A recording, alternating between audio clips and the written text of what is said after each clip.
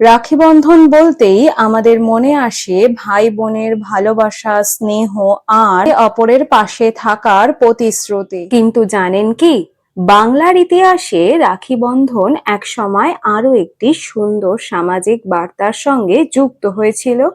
আর এর সঙ্গে জড়িয়ে আছে বিশ্বকবি রবীন্দ্রনাথ ঠাকুরের নাম। ১৯০৫ সালে বাংলা বিভাজনের সময় রবীন্দ্রনাথ ঠাকুর মানুষের মধ্যে ঐক্য ও ভ্রাতৃত্বের ভাবনা ছড়িয়ে দিতে রাখি বন্ধন উৎসবকে একটি সামাজিক বন্ধনের প্রতীক হিসাবে ব্যবহার করেছিলেন। তার উদ্দেশ্য ছিল মানুষ যেন একে অপরের প্রতি ভালোবাসা, সম্মান ও ঐক্যের বন্ধনে আবদ্ধ থাকে। সেই সময় রাখি শুধুমাত্র ভাই বোনের সম্পর্কের প্রতীক হিসাবে নয়, বরং মানুষের সঙ্গে মানুষের বন্ধনের প্রতীক হিসাবেও দেখা হয়েছিল।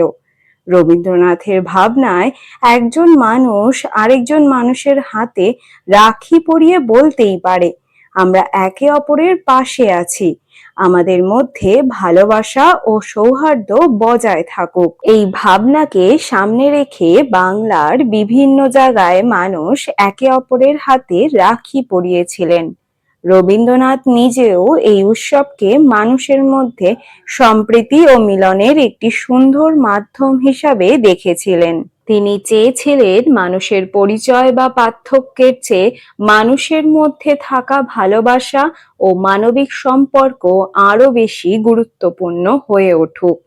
রাখি বন্ধনের এই ভাবনাটি তাই শুধু একটি সুতো বাঁধার মধ্যেই সীমাবদ্ধ ছিল না, এর মধ্যে ছিল একে অপরকে সম্মান করার, পাশে থাকার এবং সমাজে সৌহার্দ্য বজায় রাখার একটি সুন্দর বার্তা।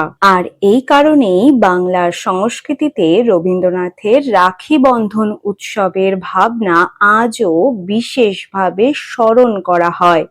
রাখি আমাদের মনে করিয়ে দেয় একটি ছোট্ট সুতো ও কখনো কখনো মানুষের মধ্যে তৈরি করতে পারে ভালোবাসা ও সম্পর্কের একটি পবিত্র বন্ধন।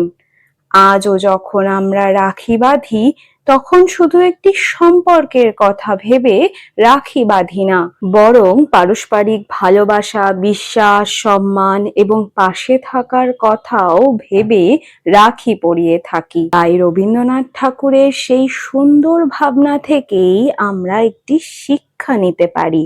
মানুষে মানুষে ভালোবাসা ও সৌহার্দ্যের বন্ধনই সমাজকে আরো সুন্দর করে তোলে। তাই রাখি বন্ধন শুধু একটি উৎসব নয়, এটি ভালোবাসা, বন্ধুত্ব, ঐক্য এবং মানবিকতার একটি সুন্দর বার্তা।